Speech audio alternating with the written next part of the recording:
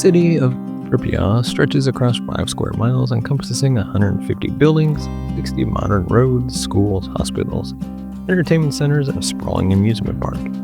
It was once home to nearly 50,000 people, a bustling community with a young and vibrant population, built to accommodate workers and their families from the nearby Chernobyl nuclear power plant. Pripyat was a symbol of Soviet pride and technological achievement.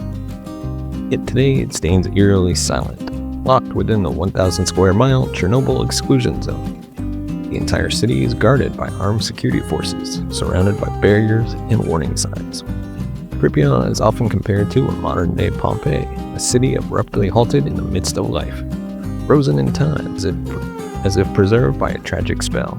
Walking through its deserted streets today, visitors encounter surreal scenes. A giant Ferris wheel in the abandoned amusement park, slowly rusting but still towering over the empty plaza. Children's toys scattered in vacant schoolyards, textbooks and personal belongings left in haste. Everywhere there are reminders of normal life, suddenly interrupted, a community that vanished almost overnight. Whatever happened here happened with terrifying speed, leaving no time for a proper farewell. History surrounding Pripyat's abandonment often leaves newcomers curious. What could have caused an entire city to be evacuated so suddenly?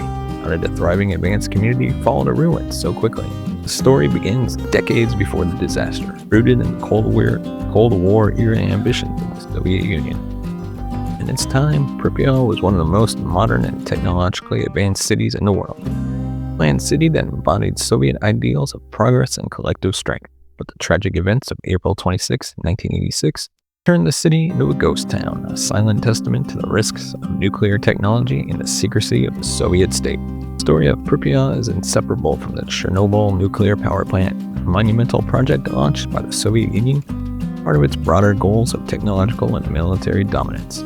During the 70s, the world was in the grip of the Cold War. The US and the Soviet Union locked in fierce competition across multiple arenas: space exploration, military prowess, and nuclear technology.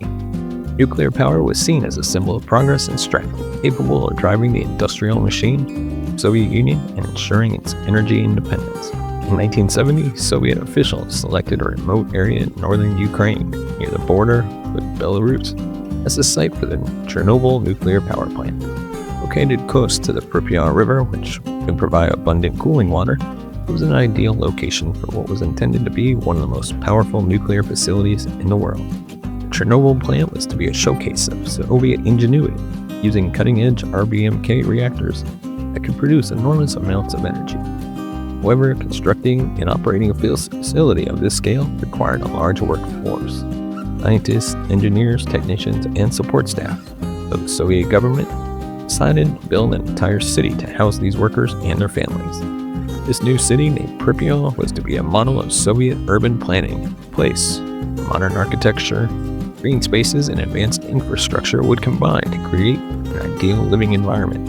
Planners of Pripyat envisioned a place that could embody the Soviet dream, self-contained modern utopia.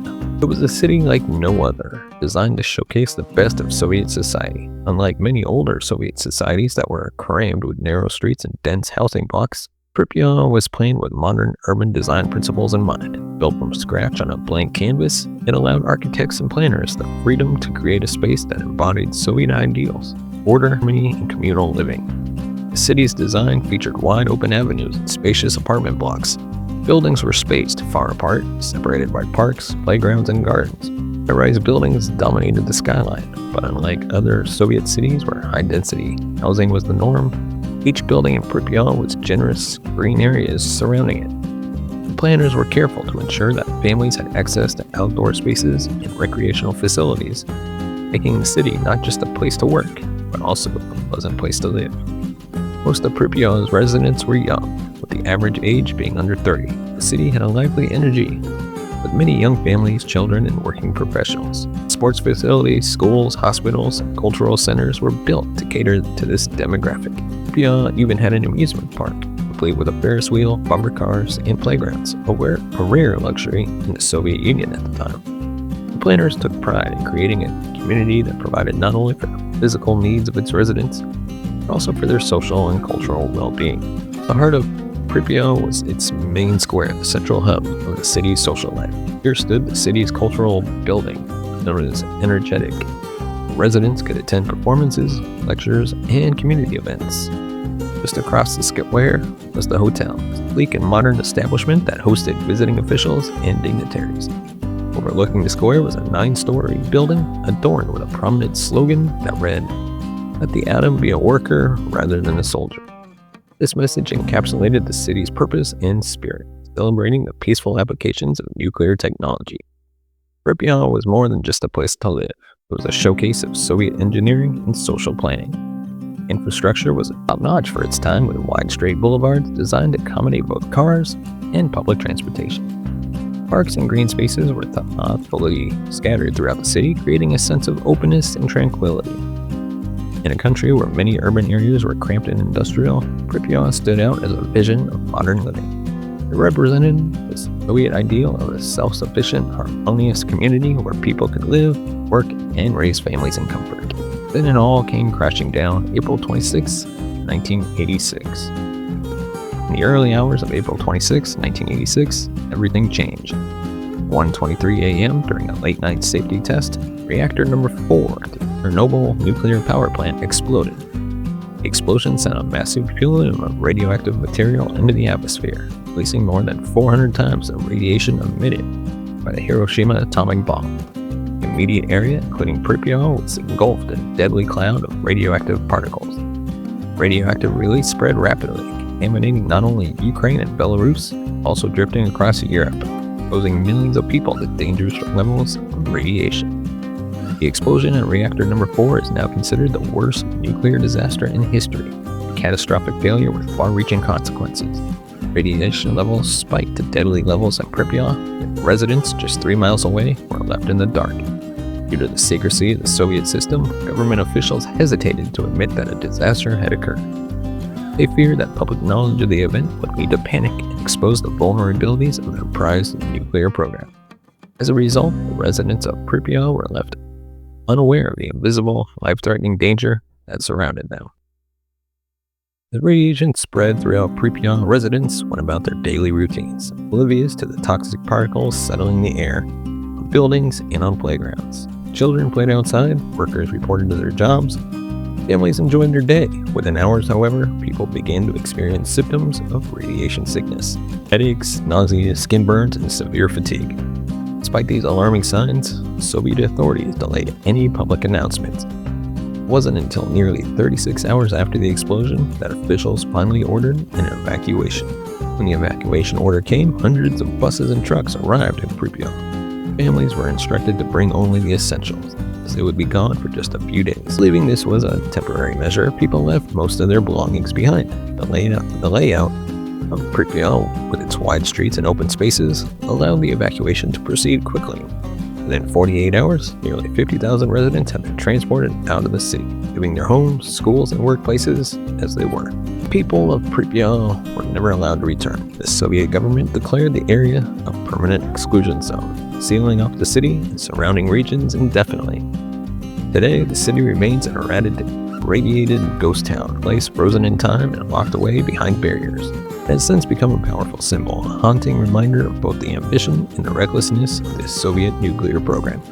The city stands as a testament to human ingenuity and the tragic consequences of unchecked technological experimentation. The Ferris wheel in the amusement park, meant to open just days after the disaster, now looms as a rusting monument to a future that never came. Gas masks litter classrooms, propaganda posters peel off walls, and everyday objects lie untouched, as if waiting for their owners to return. The irony is that Pripyat, once an emblem of Soviet pride and innovation, has now become a major tourist attraction. Thousands of people visit each year, drawn by a mixture of curiosity and a morbid fascination with the ruins of a once thriving city. For many, the city offers a glimpse into an apocalyptic world, a real-life setting that feels like something out of a science fiction film. But beyond the intrigue, it serves as a cautionary tale, a reminder of the fragile balance between human ambition and the destructive power of nature. Today, the city remains within the Chernobyl exclusion zone, overseen by the Ukrainian government. Radiation levels have decreased significantly, but the area is still considered unsafe for permanent habitation. As nature slowly reclaims the city, it violently deteriorates. buildings crumbling and streets overgrown, stands as a stark warning of how quickly our grandest dreams can transform into nightmare. Pripyat's story is a sobering reminder of the costs of technological hubris and the unpredictable dangers that lie with the greatest achievement. Let me know your thoughts on the legacy of Pripyat, and would you ever visit the place? Let me know. Of course, let me know your thoughts on the whole Chernobyl disaster in the comment section below. And as always, give us a thumbs up if you like our video, hit that subscribe button down below. And of course, if you want to support the channel, buy us a coffee at buymeacoffee.com/TCNS. Your support helps the channel grow, upgrade our equipment, bring new hosts, be able to pay them, and take this show on the road. As always, thank you so much for your support, watching, and listening. I'll see you next time.